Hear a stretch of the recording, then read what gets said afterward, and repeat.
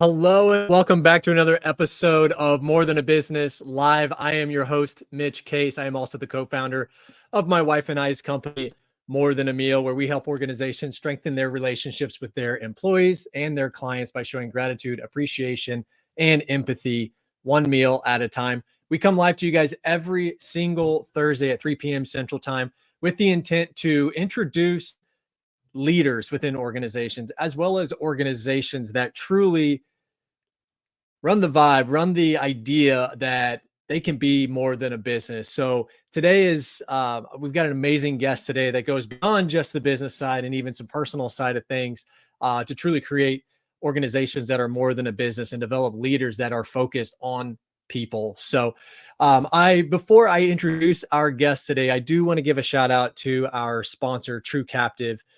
If you haven't heard of True Captive, they believe in healthcare that is personal and insurance that is not complicated.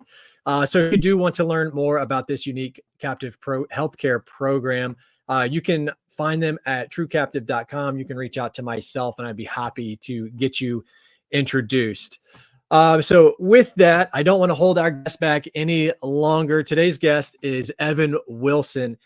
He is I love the title because it is unique in itself, where he's the SVP for financial well-being, also the life and dream coach. So we're going to dive into that and a little bit more about what drives Evan on the day-to-day basis and hearing a little bit more about Meritrust Credit Union. So with that, Evan, welcome to the show. Thank you so much for coming on today. Thank you, Mitch. Really honored to be here and excited to share a little bit about what we do day to day here at Meritrust. Heck yeah. Well, this is truly a live show. A testament behind that is technology is always crazy. So we're a little bit late to the beginning of this show because Evan and I didn't know what to do when technology wasn't working, but we're going to get back on track here real quick.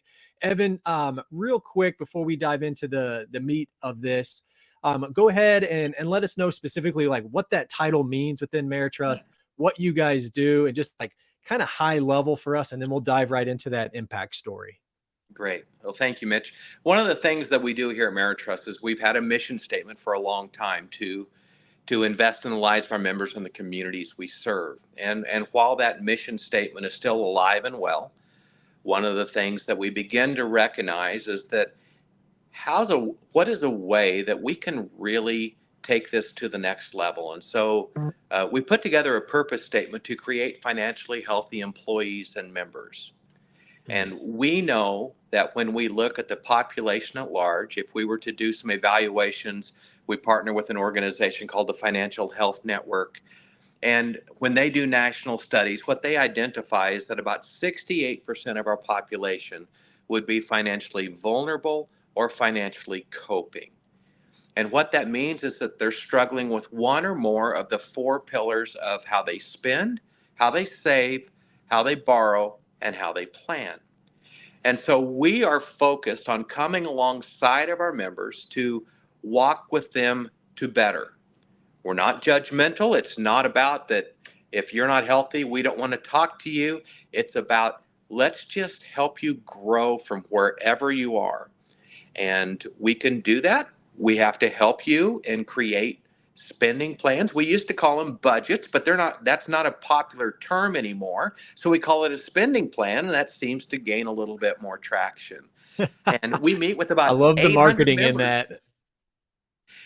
We meet with about 800 members every year and just setting down and helping them to create a spending plan.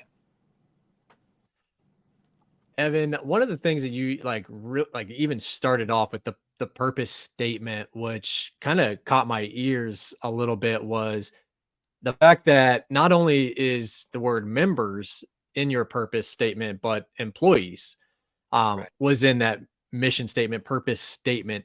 That to me is extremely unique. I've not heard that before. And even as we're going through our own mission statements and plans and visions and all this kind of stuff, Right. very rarely do we think about the internal customer that we have that can be obviously a huge part of that plan. So I do want to dive into that more. Before we go and do that, though, I would love to just kind of talk about a quick impact story, something that you or maybe Meritrust has done to directly impact a team member, one of your members of the credit union, or potentially even just a community member in general.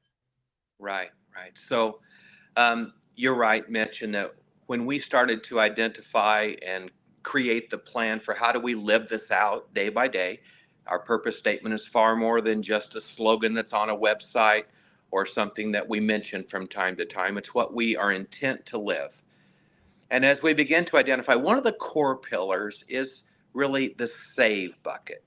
And without going into a lot of detail, the general characteristic is that most individuals do not have the ability to cover an unexpected $400 expense. And so, while saving is hard, and we understand that, we just have to be incredibly intentional to do that. Now, while it's not possible for us to truly make that difference in everyone's life, we started with our employees. And so in December of this year, every employee of Meritrust received a $400 allotment that was Emergency given to fund? them to fully fund that beginning savings fund. And we believe that's where we start saying, we mean it. Come along with us on this journey. We want to help you grow, and we're going to help you get started. Wow. I don't know off the top of my head how many team members you guys have, but I'm sure it's not like two or three. Yeah, Um, 355. okay, so a small investment from that Right. perspective. Does that like is that day one? Just as far as getting invasive in that question, like day one Yes. employment, here's a $400 piece, or is it vested over a certain number of weeks, months, year? Yeah. So that was a one time. We're standing on this. And because we introduced the purpose statement in 2023, we wanted to make our mark in 2023. So that was a special thing that occurred uh, to and for our employees at that time. Wow. I love that. I sit here and um, just from my own perspective of starting our own business, it's very difficult, especially from a financial perspective. Right. Being able to raise my hand in that bucket of, man, I hope we don't get a flat tire right now because I don't know how we're going to be able to afford that because we're putting so much time, energy, and dollars into this. So that gesture just being um, given slash earned to those individuals, I can just imagine the amount of relief that has, especially when you have no idea what individuals are going through. So, man, that is just what kind of impact did that have for team morale? What was the response when they found out that was happening? I Like, what think did that, that do? yeah, yeah, we obviously received many, many acknowledgments in different forms, in the form of emails, in the forms of personal thank yous, and that was really great. But along with that was the challenge of, so we've planted the seed, now let's grow together, and we really have to be focused on that. You and I both know that just because we did this one time, that doesn't solve the problem forever for any one of our employees. We must be intentional in how we live life in our financial lives and in the way that we're investing in the lives of everyone as we live life. Yeah. And so it's all connected. And that also attaches to the ways that we have our core values and how we live those out as well. Well, let's talk more about that side of things. I know I already kind of maybe stole some thunder in the sense that your purpose statement literally has your team members in it. Right. I can't think of other organizations, not to take away from the amazing organizations that have even been on this show, but I can't name one other company that I've heard where the word team members or employees was in their purpose statement. So beyond that, what are some things from the credit union side that you see is like truly become more than a business? Yeah. So um, from the very beginning, we're really trying to to just state to them how important they are. So we're in banking, right? So assets are a big part of our conversations, but at the very beginning, when the leadership team goes down and welcomes the new hires in there, we begin talking this phrase of, you are our most important asset.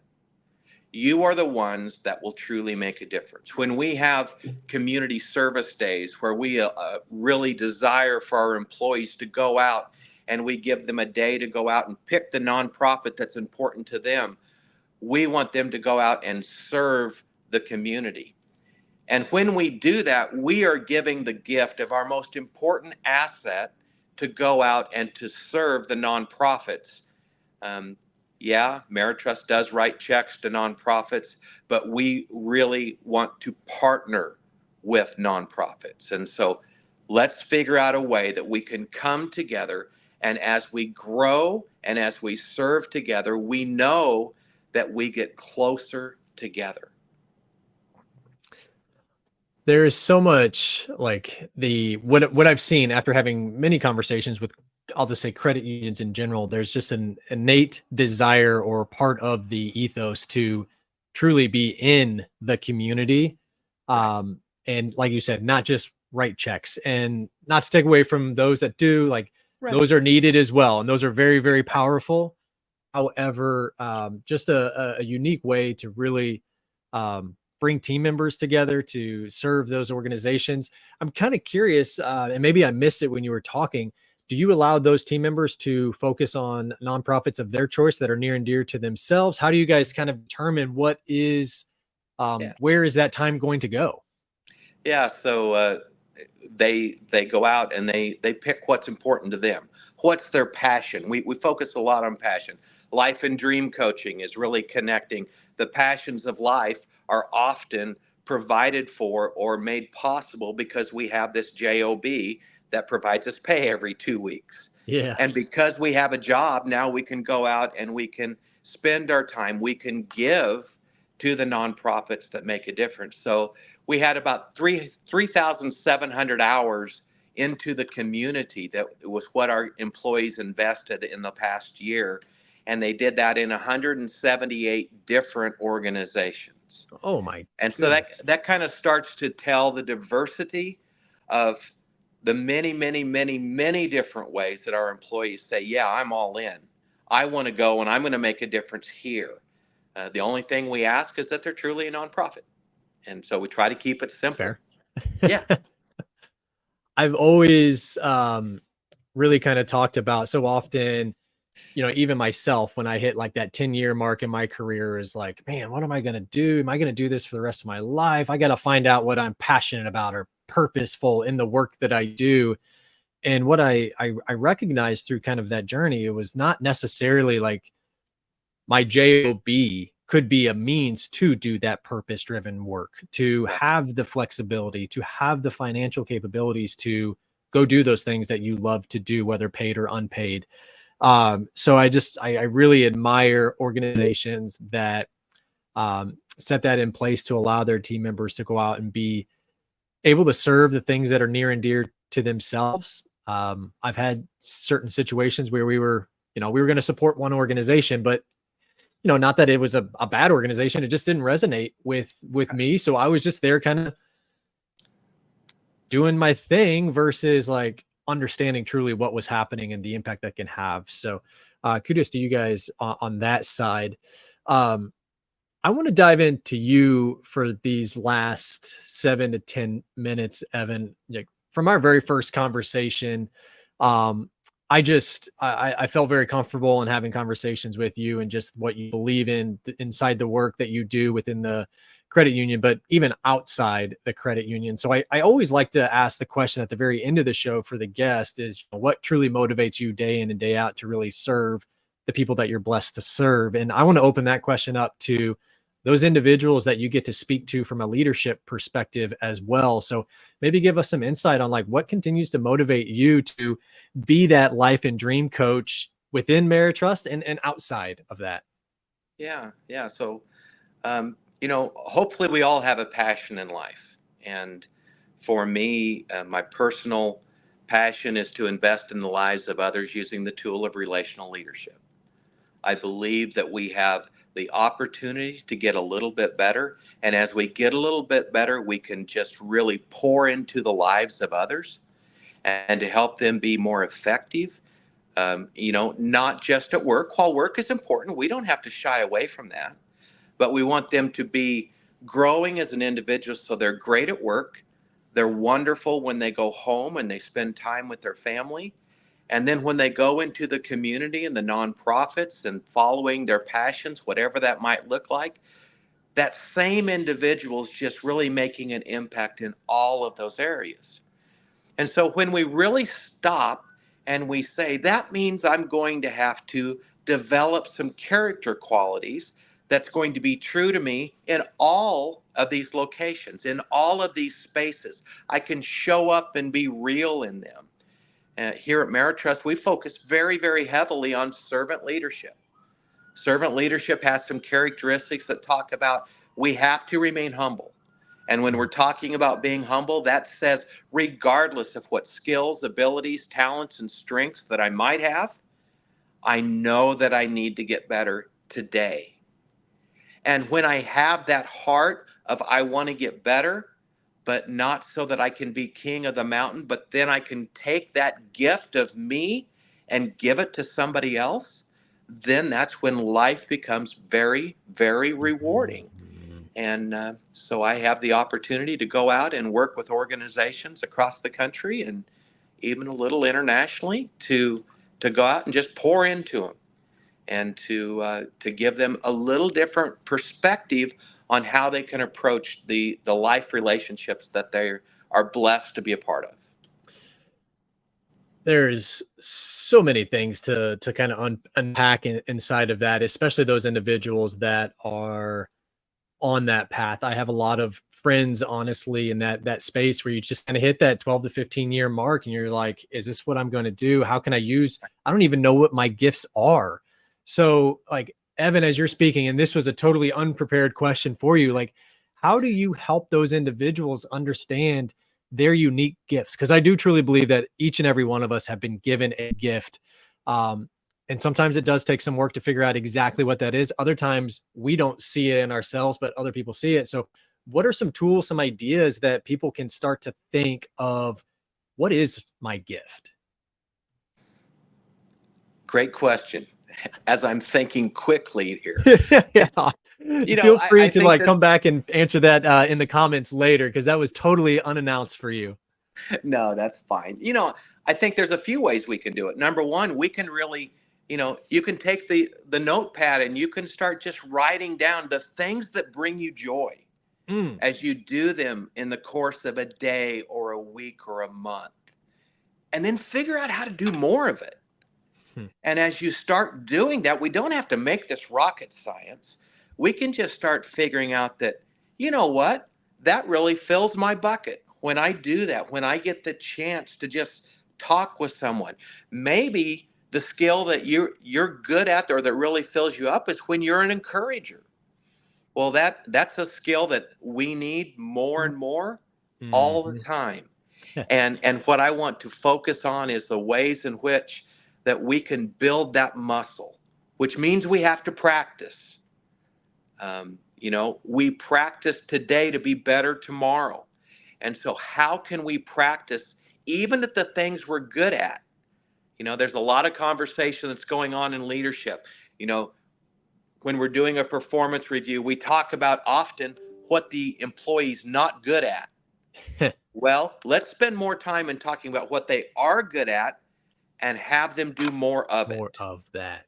Yeah. That concept is so, I mean, that's I hear that through even just the school side of things too, and just focusing in on the things that we're really good at and focusing in on how we can really implore that individual. I've got a kindergarten or a first grader right now, and it's, he doesn't like art. And I'm like, well, there's some things you just got to do the work. Right. But, once you get a little bit older, you can then figure out if art is your thing or not and dive deeper in that and focusing on the talents that we do have. I love that just from a performance review, because so often, I'm going through this entrepreneur operating system idea, the EOS, and we talk about having the right person in the right seat on the right bus. And so often we just find a person that is an amazing individual, but we have them in a position that's not at their peak performance or ultimately drains them through that work versus increases that energy. So having that as part of performance review is I love that idea, and just that concept in general is like, let's focus on what you're doing really, really well. Right, right. And don't discount it if you're not perfect at it, because what Ooh. we're focusing on is how do I get better, and instead of stopping if I'm not perfect. So I have the goal at some point that I'll do leadership training, when I retire. Well, how do I prepare for that? I practice now. So I've done about 135 workshops right now. I'm still practicing. Yeah. And when we do that over and over again, we strengthen that muscle and we get a little Hmm. bit better. We learn what works and what doesn't. Well, message received. I don't know if anybody was behind me that you were talking to, but you spoke to me about perfection is not the goal when you're getting Right. started. So I really definitely appreciate those words. I'm taking that to heart personally, as that can be tough to admit because I like to be perfect. However, not every day. Right. Um, Evan, as you are continuing to build this muscle and practice that, obviously there's a lot of different areas that people maybe want to actually hear more about what you're doing outside or even inside Meritrust. What's the best way for somebody to get in touch with you to hear more of your story, more about Meritrust, more about your leadership speaking engagements? Yeah. LinkedIn's probably the best way. Just reach out. I'd love to connect with you, and to have a conversation. You can always reach out to me if you have an engagement that you want to coach leadership consulting at gmail.com, and be glad to respond and to have a conversation of what would work for you. I will just You're too humble, Evan.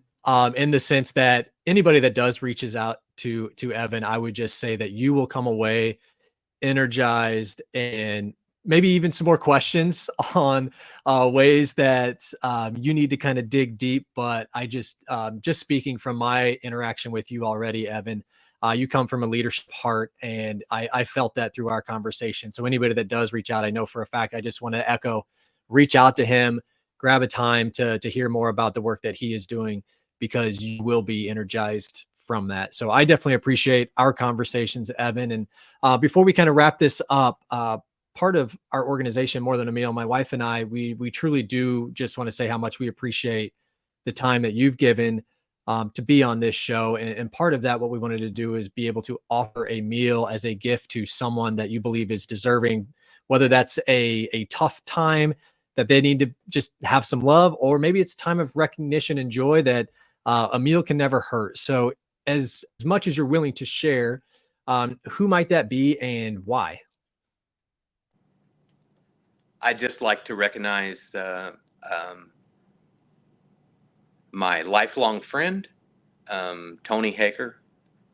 Um, he is the senior director at Youth Horizons. He is focusing and giving of his time and talents and resources to invest in the lives of at risk youth. Um, this is absolutely an example of somebody with tremendous skills and abilities who could do virtually anything that he wanted, and yet he chooses to make a difference with the youth, the kids at Youth Horizons, and it's a very worthy charity, and he is a very, very worthy recipient. So thank you so much for that kind gesture, and for the opportunity for me to recognize my dear friend Tony. Awesome. Well, Tony, I'll just grateful for that work that you do. Evan, if you don't mind, after this kind of ends, you can throw a link to the nonprofit in the Okay. comments here. And if Okay. anybody's listening and wants to learn more about that, you can go there. Otherwise, Evan, we'll get in touch after this and make sure Tony can receive that meal. Well, with that, we've kind of reached the end of our time, Evan. Again, I am incredibly grateful for you to come on here and just speak wisdom and the experiences that you have had, and all the efforts that you have. So I just, again, want to encourage anybody to reach out to Evan after this show. And with that, we will be back next Thursday at 3 p.m. Central Time. We've got a reschedule from one because I had kids running everywhere that were sick. We had to cancel the show that day. So it's a reschedule, and I can't wait to actually have him back on the show because it is a live show. Things happen like that, but I couldn't be more excited to welcome David back on the show here in just a little bit. But all I want to do now is just really encourage all of you to continue strengthening those relationships, both personal relationships and professional relationships, because they really, really do mean a lot to those on the receiving end of that. So with that, Evan, we are done, and I'll go ahead and kick us out with the outro.